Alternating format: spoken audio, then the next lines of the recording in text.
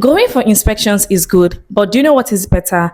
Looking out for certain things while on inspection. Now, in today's video, I'll be sharing certain patent defects that you should look out for when you go for inspection. Number one patent defect you should look out for is cracks on the wall. So when these cracks is so visible, in the sense that you can put something through it, or it's that visible that you see it in the front and you also see it at the back, that is a major structural defect, and by all means, do not go ahead with that purchase except you are willing to incur the expenses that comes with it. Another patent defect you should look out for is sagging roof or ceiling. So when you notice that the POP in a particular building, especially one part of it is already sagged or is sagging, coming down, and the other part is okay, please and please, that is a major issue, and don't incur extra expenses on yourself.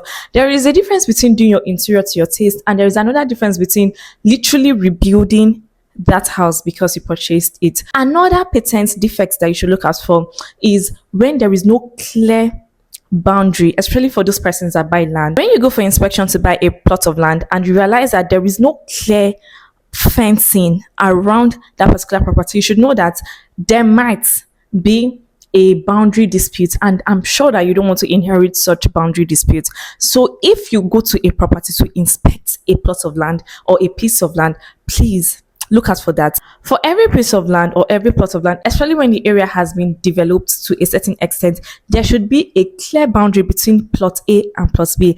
Another patent defect you should look out for are red marks by government agencies. So if you go to a property or you go to a plot of land and you just notice that there are red markings on the walls of that property, please please do not go ahead with it, because there is obviously an issue, an unresolved issue with the government, and I'm sure you don't want to inherit that issue with the government as well. So let the owner sort that out before you even go ahead with it. Another patent defect you should look out for is dampness. So if you go to a property and you realize that the walls are not so smooth, please, I know that it might be an oversight where the screeder did not properly screed the property, but there are some times that the reason the wall is not so smooth is because it is damp and it has gotten more than enough mold, which is of course harmful to the human body. So if you see a wall that is not so smooth or a wall that suffers from mold or dampness, please don't go ahead with it except you have the proper things to treat that wall, or you have experts to take care of that dampness, then of course you can go ahead with it. That is not a major issue, but that could be an issue because it may be a pointer that that particular environment will suffer from flooding or actually suffers from flooding. But if you have experts that can go about it, of course you can go ahead with that property. Another patent defect you should look out for are caveat emptors. So if you see especially for lands and buildings as well, of course. So if you see a caveat saying this property is not for sale, don't go ahead with it except you've met with the owner and you are sure that this particular person is the owner and has the right to transfer ownership to you.